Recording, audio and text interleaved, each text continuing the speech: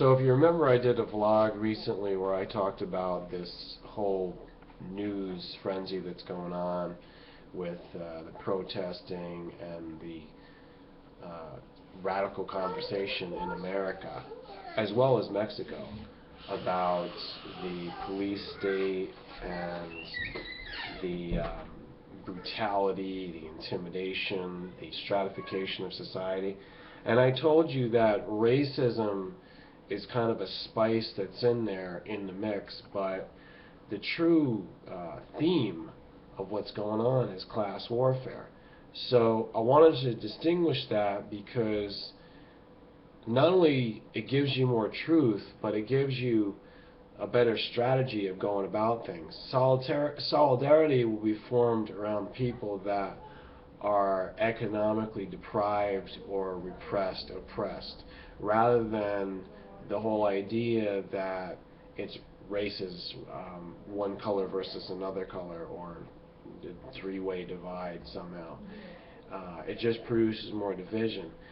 But you need to have a conversation which goes beyond Occupy Wall Street, beyond these different kind of movements that have happened in the past.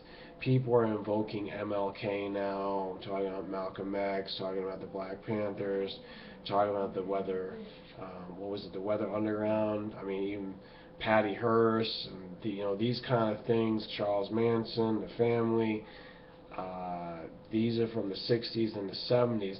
There was a lot of civil rights era activity, a lot of the incidents and the famous things on the campus in Ohio, if you remember the shooting that took place right there, and there were 4 students killed. Neil Young did a song about that. So there are many events, many of these things that are legendary and in the mind of America, if you know some of the history.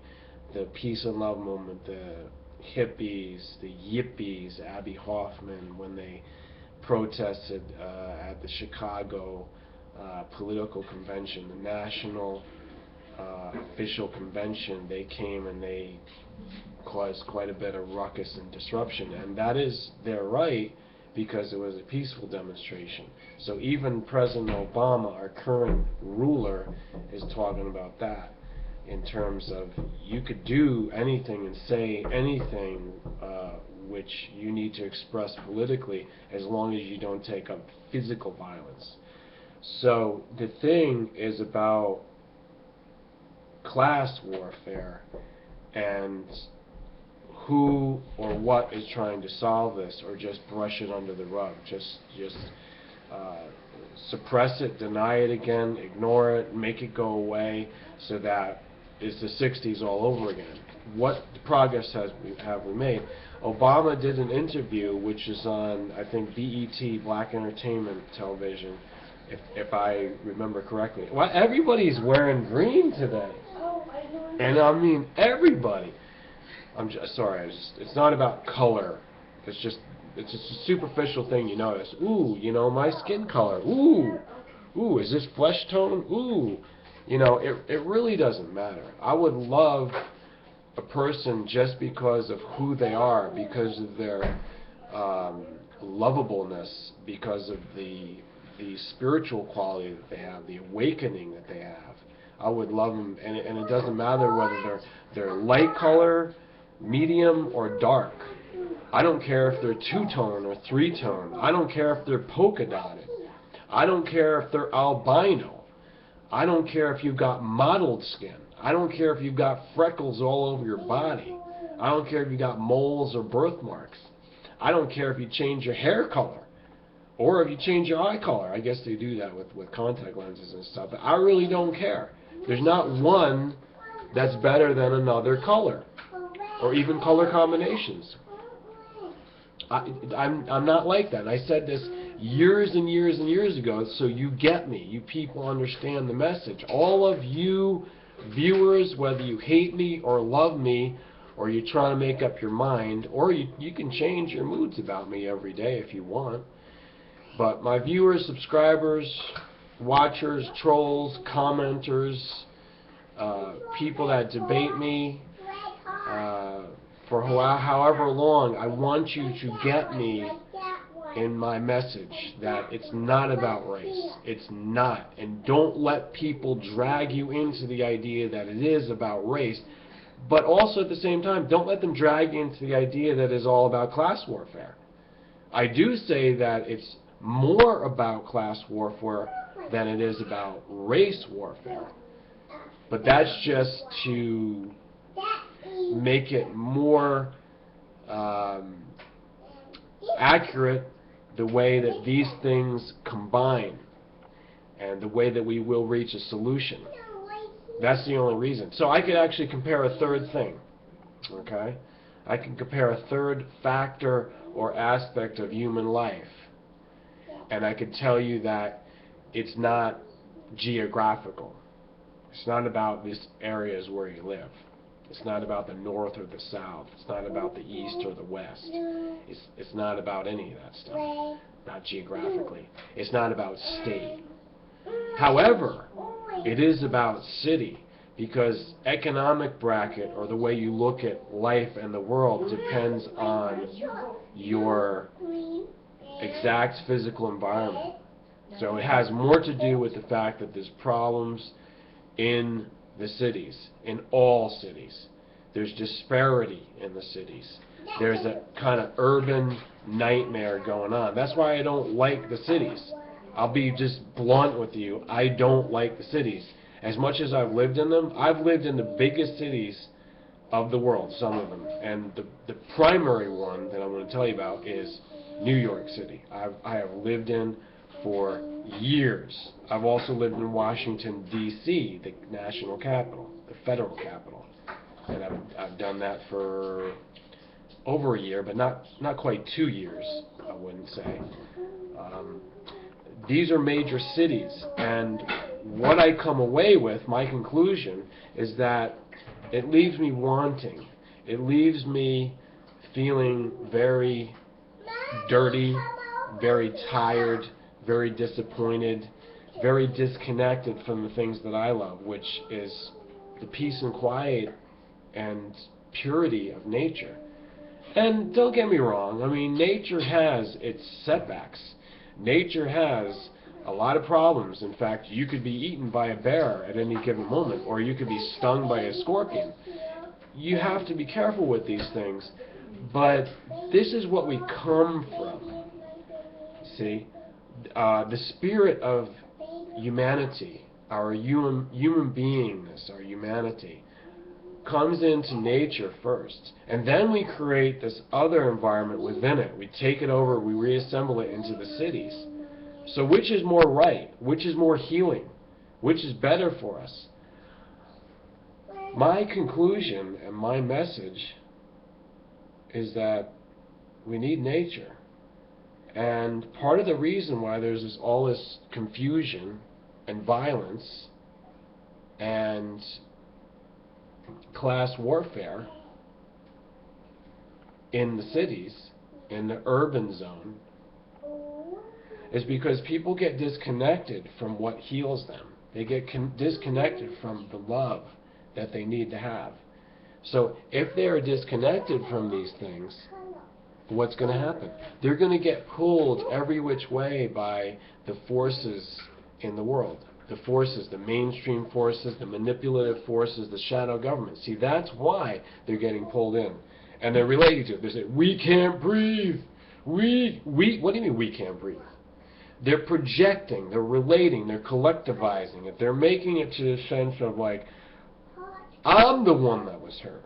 You know, what was that guy? I'm Trayvon Martin, remember? Every year it's a new victim poster child that they need to put out.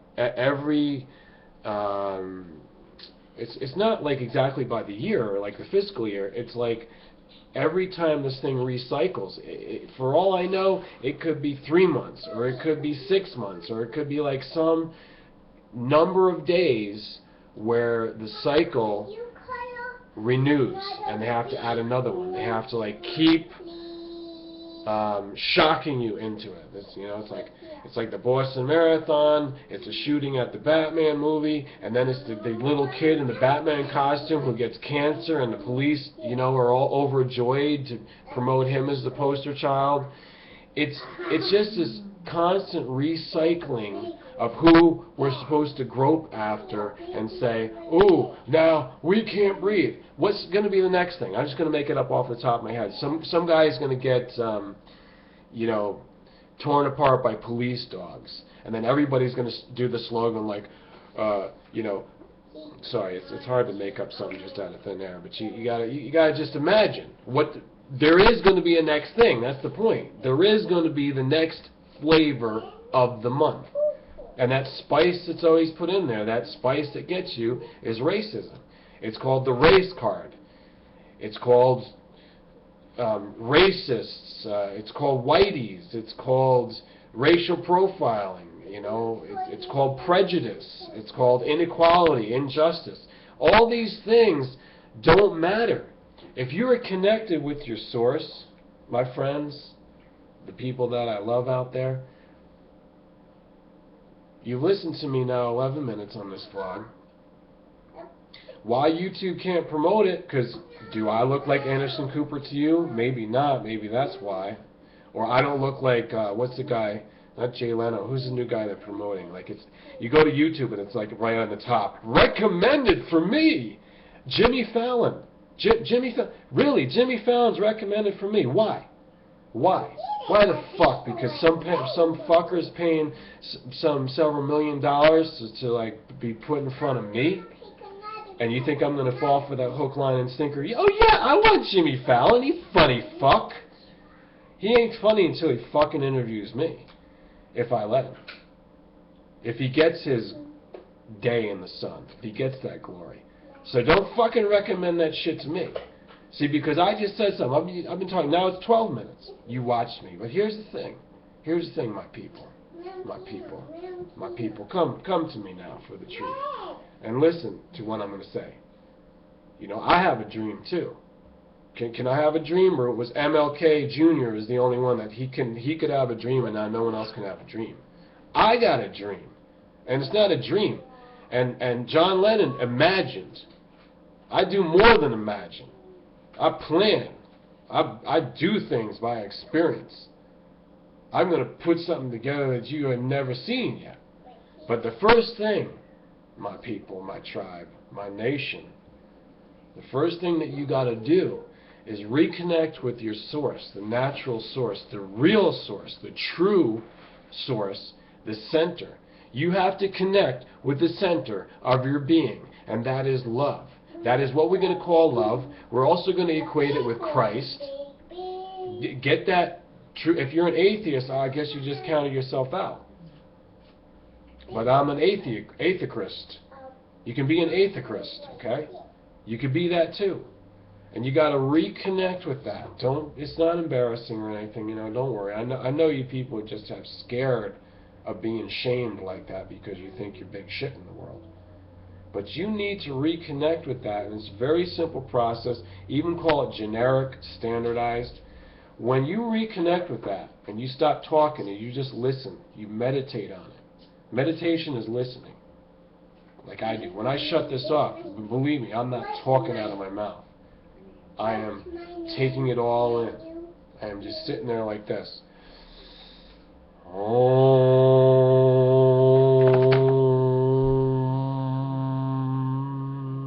And that's how I know.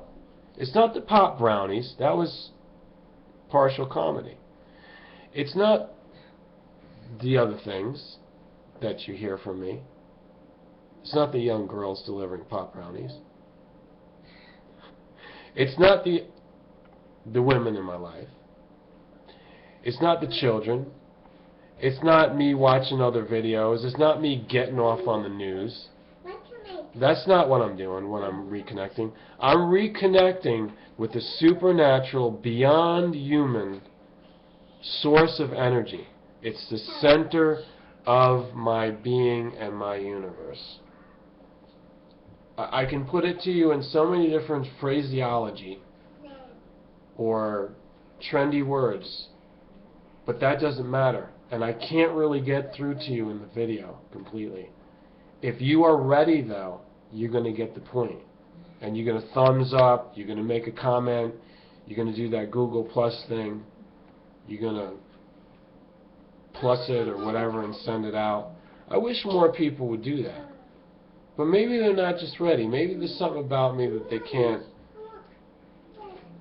get a hold of. They can't grasp. They can't jump on that. Maybe it's like because it seems like I don't want that. Maybe it seems like I'm all high and mighty in myself and that I don't need any help. But in fact, I do need a lot of help. I need everybody out there, every one of you, to reconnect with that source, because that's where I am. That's the only place that you can find this, what this is. Then we will all be together. And all these other distractions in the news and the hype, all of these things are illusion. It's not going to matter. So I'm going to come out there to the world. I'm not going to always be doing the videos. I'm going to be out there in the world, and I'm going to be doing these things. You could call them events. You could call them... I'm going to be doing these moments. These moments that will go on. And they'll be real. They'll be from the physical to the mental, through the emotional, the astral, up to the spiritual, resonating, vibrating the highest truth from that. From this, it will be ongoing. It will go from place to place, and it will start to build up, almost like snowballing. It will be an avalanche. It will be a tsunami of this force wave into the world. And I will be at the center of it. I promise you, I plan that, and that's what I'm here for. I'm at the center of that movement. So wherever you see it now, all running around, you got to do this, go here and protest that. You're here in college, you're here, whatever reason that you have to be in any city or to be watching this video right now, you will have an even greater reason and an awakening one day to join with this thing that I'm talking about. And I'm going to give you more details on this later before I actually sign off of here and prepare for what needs to happen. And there ain't no force in the world that can go against that. There isn't anything. So we can't talk about spooks or, terrorists or, you name it. Chokehold or whatever. There is nothing that can go against this. There is no amount of $1 million promoting of Jimmy Fallon or Saturday Night Live or $1 million promoting of some other pop bands that is going to affect this. This is what it is, and if they are anything, they need to come there, come clean and connect with that source and be a part of it, or else they ain't nothing. They will be erased from history to the point where they're just a little footnote to say, yeah, there was a whole bunch of things going on before, and it really wasn't that important. It's nothing that the future needs to dwell on. But what they need to dwell on, and they need to understand, is the transition. It is the great transition which is going to break the thing open. It's going to break on through to the other side, just to steal a phrase from the 60s. Jim Morrison, by the way. But, these people were all talk. I would just tell you they're false idols. They are singers, showmen. They are actors. And everybody knows they just get paid to follow a fake script. But you see, I just talk from the heart and bring it up into the intellectual level. I don't do any of that stuff. Nobody hires me. I do it because it comes from the real place. And that's why I think you came here anyhow, and why you keep listening to find out what will actually happen. And I've told you a lot today. I've told you this is probably one of the more important on-point messages as of yet.